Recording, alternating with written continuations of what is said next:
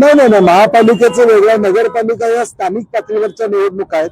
त्यामुळे काही ठिकाणी वेगवेगळे पक्ष एकत्र आले असले तरी महापालिका कोल्हापूर असू दे, पुणे असू दे, सांगलीमध्ये जयंत पाटील साहेब, विश्वजित कदम, विशाल पाटील एकत्रितपणे लढणार म्हणून जाहीर केलेलं आहे. आणि म्हणून महाविकास आघाडी हे प्रबळपणे सगळीकडे आपल्याला दिसेल. ह्या हिवाळी अधिवेशनात तरी राज्याला विरोधी पक्ष नेता मिळेल अशी अपेक्षा होती, मात्र तसं काही झालेलं दिसलं नाही. संविधानावर विश्वास सरकारचा नाही आहे, लोकशाहीवर विश्वास त्या ठिकाणी नाही आहे. एवढं मोठं बहुमत असताना विरोधी पक्ष नेता पद विधानसभा आणि विधान परिषद देण्यामध्ये काय अडचण येते असं मला वाटत नाही.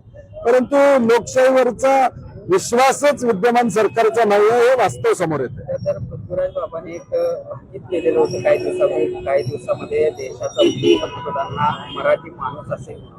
त्यावर आज प्रतिक्रिया देताना धनंजय माडिक असं म्हणाले की देश पातळीवर काहीतरी घडामोडी सुरू आहेत. मला सुद्धा व्हीपसाठी फोन आला होता.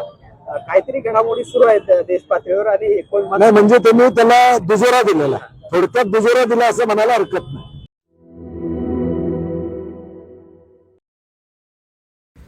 मटण थाळी, चिकन थाळी, स्पेशल गावरान चिकन थाळी इतकंच काय, ऑर्डरनुसार मुंडी रस्सा आणि खेकडा थाळी.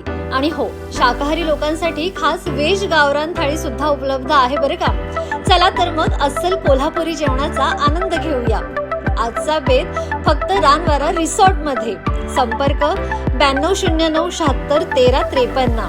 पत्ता कोल्हापूर पन्हाळा रोड, केरले, मानेवाडी.